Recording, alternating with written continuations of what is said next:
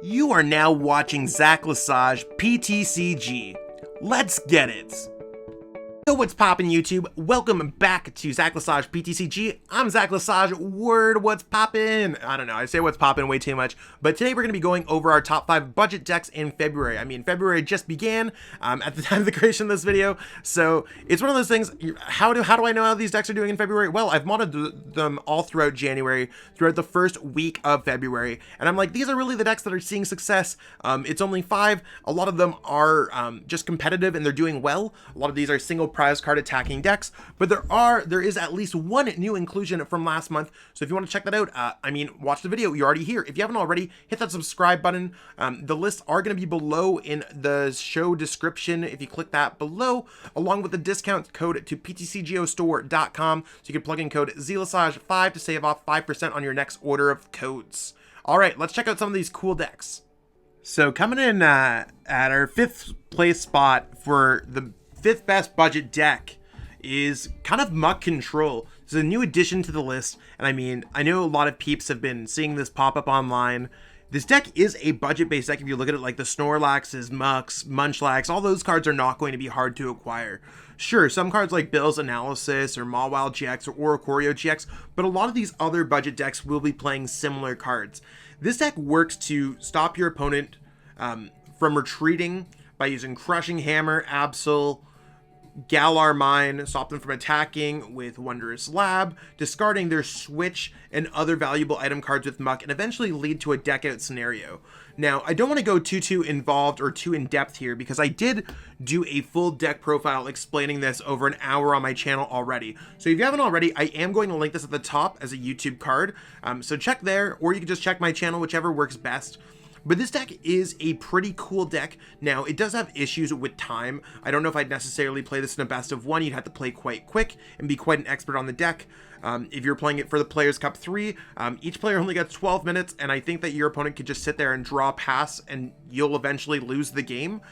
So there are kind of cheesy strategies against this deck, especially when time isn't involved. Not to saying that you want to intentionally do this to your opponent or anything like that.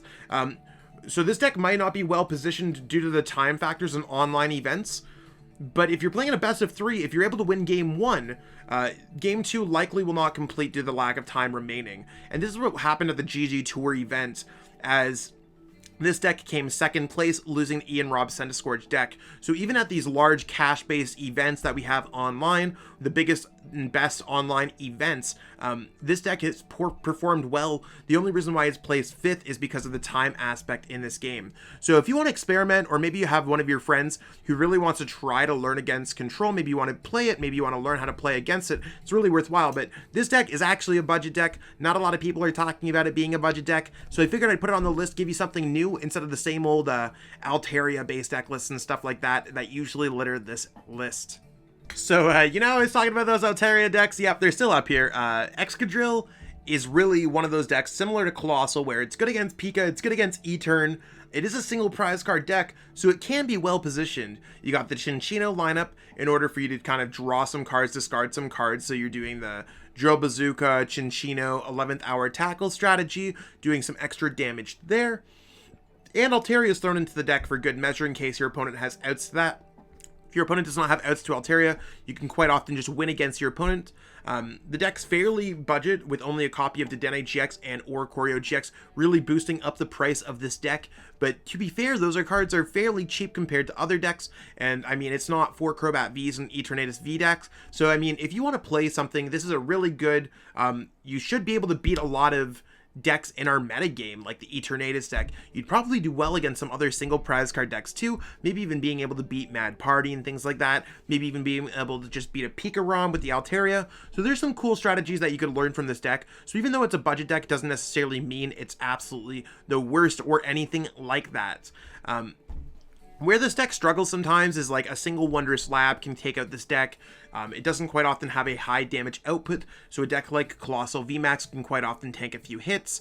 Decks like ADP can just draw extra prize cards against this deck and do a little bit of extra damage, kind of win games quicker. So I mean, that's why it's lowly positioned. A lot of the budget decks will struggle against ADP, so that is something to consider when you are playing a budget deck. Maybe you do want to search your budget a little bit more to see if you could build some of these other decks to beat some of the top metagames. I did recently put out my top 10 best decks in standard, and some of these decks there is a crossover. However, I think the highest placing deck is number 6 on that list, just to put it into perspective. So when you're building these decks, make sure that you're doing it for a purpose. If you're actually trying to be budget orientated, it's great, but Excadrill is a solid deck. Give it a try. And coming in hot at number 3 is a deck that also made our top 10 competitive list for the month of February, Decidueye. Now, I already explained that deck there, but if you haven't got a chance to watch that video, I'm just going to give you a bit more of a rundown of the deck. Decidueye allows you to stop the attacks coming from V Pokemon, V Max Pokemon, and GX Pokemon. Very similar to the Altaria in the deck that we just saw last, the Excadrill Altaria deck. Obstagoon stops your opponent's non-evolved Pokemon from doing damage. So in order to get past this deck, you need to have an evolution-based Pokemon or a way to get around Obstagoon, and you need to have basic Pokemon that can attack. So in the case of like Pikarom, the only basic Pokemon that can attack, or the basic non-V GX card that can attack, would be Tapu Koko Prism Star, which isn't going to go too far, especially 90 damage will eventually overcome you, or they could do 130 damage. So I mean, those are really the cases where Decidueye can just auto win against some decks. Now against other decks like Centiskorch, this deck might struggle a little bit, but Eternatus VMAX doesn't have, if they don't have too many cards like Spiritomb and Hoopa and Yveltal, you might be able to overcome them with Decidueyes alone. Cool thing about this deck is that Rowlet has the Wind Shard, Sky Circus, Bird Keeper combination going for it, so you could get some free attacks off there while you build up a Decidueye or an Obstagoon. You got the Mew that can spread some damage, Zigzagoon, Obstagoon, Rowlets, even a Boss Orders for good measure. The only thing that's going to be really expensive in this deck to pick up is going to be the Rosa. For the most part, Rosa's a really odd supporter that not a lot of decks run, but it kind of has a cult following for decks like this. So I mean, if you're trying to pick this deck up, Rosa's going to be the more difficult card. I don't know if there's necessarily a card that you want to replace it with. But if you can't find Rosas, maybe just including more copies of Marnie or Jirachi if Rosa's a little bit out of your budget. But I mean, this list is very good and it's tournament ready. It's done well in some tournaments. I know my good friend Daniel Altavilla, Dax PTCG, has been crushing the Players Cup quals with this deck and earning quite a bit of rep just farming those Pikaroms and decks that are unprepared for Decigoons.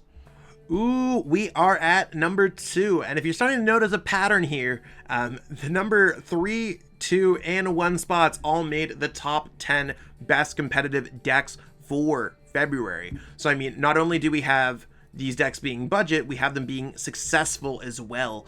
Some of the most successful decks.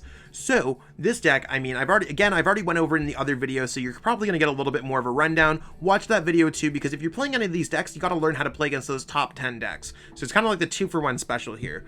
Your goal here is to get Mad Party Pokemon in your discard pile, and you can do that a variety of ways with the Decidueye GX, Research, Poltegeist T-Break, and then you want to attack with Bunnelby and Poltegeist because Decidueye GX and Galarian Mr. Rime do not have good ways to use their Mad Party versions of attacks. So those ones are really good discard fodder while you're playing this deck. You can power up those attacks with Twin Energy or Triple Acceleration Energy if you are the Poltegeist, and start swinging for a large amount of damage for a single prize card attacker worth a single energy. If you have too many GX or V Pokemon on your bench, you can get them off with Giovannis Exile as long as they don't have a damage counter. Try to not let them get a damage counter. And then really just focus on your opponent's Pokemon with Great Catcher Boss's Orders to bring things up. This deck is incredibly fun to play, sometimes inconsistent with the energy lineup being really weird, only the 7 energies, and the 7 energies are all special energies, and quite often your Pokemon are getting knocked right out. So I mean, it can fall into some awkward situations, but this deck is the real deal, and as the metagame kind of progresses, and maybe we'll even see a Mad Party Pokemon, another one, get released in the future, I think this deck is just incredibly strong and worthwhile for you to give a try. So if you haven't played it already, pick it up. I know Decidueye GX Crobat V can be a little bit more on the expensive side, but Crobat V is coming out in a tin, and then Dedenne GX is in the trainer's toolkit, so I think it's gone down a little bit online. Not really any cards that you want to replace them with, but maybe if you want to add in a Duskull, if you can't find that Crobat V or that extra copy of Dedenne GX, that'd be a really good way for you to discard some Mad Party Pokemon. And we made it to our number 1 spot, everyone. The same deck that came number 6 on our top 10 best decks in format for February is Crucephalon, Blacephalon, Tempozard. I mean, I think Andrew Hedrick is going to call it Crucephalon. He's really the one who invented this new era version of Fire Toolbox with his testing group at the time. Cramorant V, Blacephalon, and Reshiram and Charizard GX working hand in hand to be a variety of attackers that all get powered up with the almighty Welder card to provide those energy cards and drawing some cards in the process. Now, you might be like, yo, Zach, I see that this deck has a lot of V Pokemon, a lot of GX Pokemon. Why is it considered a budget deck? Well, the only change that I would make here, if you're a little bit more on a budget, is the Cramorant V is going to get cut, and a Reshiram Charizard GX is going to get cut. So, cut a Cram, cut a Reshizard, both add into Blacephalon. That might make the deck a little bit cheaper. However, Reshizard and Cramorant are not going for the most right now, and you'd need 1 copy of each anyways to kind of make this deck work. I mean, it is a Fire Toolbox deck, so if you need to play a Talonflame V because you pulled one from a locked pack, or a Heatran GX because your friend loaned you one, that's really where it's gonna be. You could change a few things up here. So just think of it more as a wide assortment of fire type attackers if you're struggling to get those exact copies of cards, if they're a little bit too pricey for you. But beyond that, from a true Blacephalon list, this card's like only 2 cards off from being very much the same, maybe just changing up some of the fire energies if you add in 4 Blacephalons, but that's for another day. But yeah, basically just an assortment of attackers that are all fire type, really playing towards situations with Spit Shot, doing a lot of damage with Fireball Circus, or having a hard just like turn 1 200 into a 230 with Reshiram and Charizard GX. There's a lot of support Pokemon in here. Again, Dedenne GX, Crobat V, and Oricorio-GX can be expensive. But most players, like, in order to play the game, you do need a couple copies of each, basically. So it's the unfortunate necessary aspect of our game. But you could always use code ZELASAGE5 at PTCGO to save a percentage off your order of codes. So if you are trying to ball a little bit more on a budget, that's the way to push it a little bit more into your direction. But this deck's awesome. I did talk about it a lot, and I do have a deck profile video about it. So check that out when you get a chance. All right, and there we have it, peeps. We've seen the top 5 budget decks in standard format for Feb. Hopefully you like it. If your budget deck's in there and you got something cool and spicy to show me, let me know in the comments below. I do try to answer back within 24 hours, quite often sooner than that. I mean, I'm on my phone all the time. Let's be real, it's 2021. We're stuck indoors. I'm always in front of a computer screen, and I'm probably getting back to your comments relatively quick. So let me know what you feel about in the comments below about the video, whatever's going on, the decks that you're playing. Maybe your deck's missing. Maybe you're like, yo, this deck's sick. Thank you so much. And of course, if you haven't already, hit that subscribe button right there. Totally love to see us get to 1,000 subscribers sooner than later. I mean, still trying to get there. It's a mountain. But I mean, I appreciate all the support from everyone. Thank you so much for watching, and have yourself a wonderful day. Peace out. Thank you so much for watching and supporting the channel. If you haven't already, it'd mean the world to me if you could subscribe to help support me as a content creator. Thanks again, and have yourself a great one.